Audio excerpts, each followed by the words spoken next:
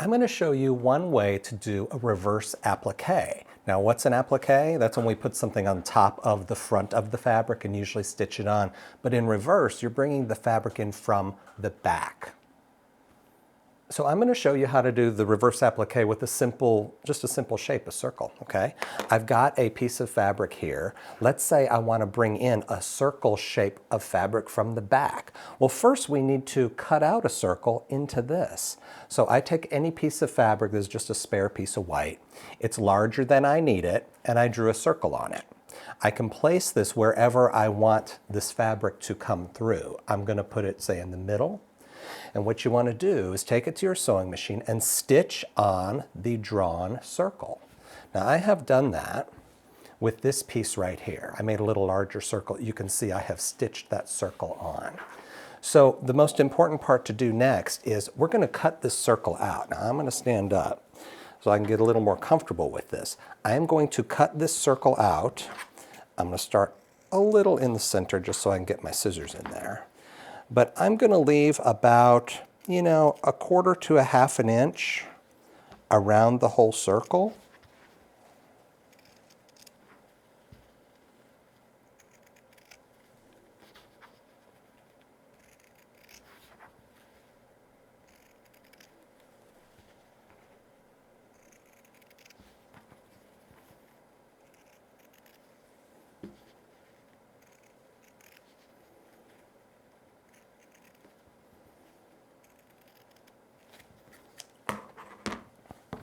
Okay, there I have cut this circle out. I don't need that anymore. Now, what we're going to do is we're eventually going to turn this fabric inside out. But because it's a circle, I can't just do it like that, right? We have to snip the curved edge. And on a circle, a curved edge is the entire thing. So look, I've got my little snips out. I'm going to snip, every eighth of an inch, every quarter of an inch.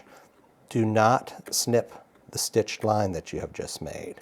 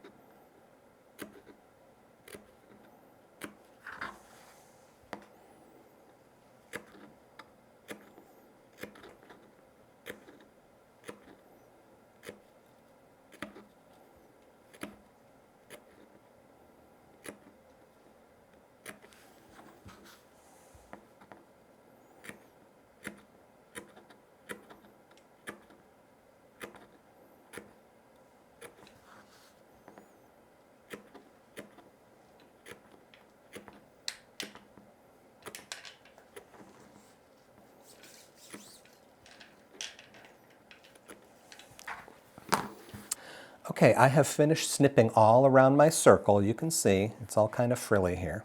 Now, take this white piece and I'm going to turn it into the back. So as I push this white fabric to the back, and this is the reason why I like to use a little larger piece, I'm going to turn this over and I'm going to pull that white fabric in from the back side all the way around this circle. Okay, so you're going to have 4 corners of this coming through.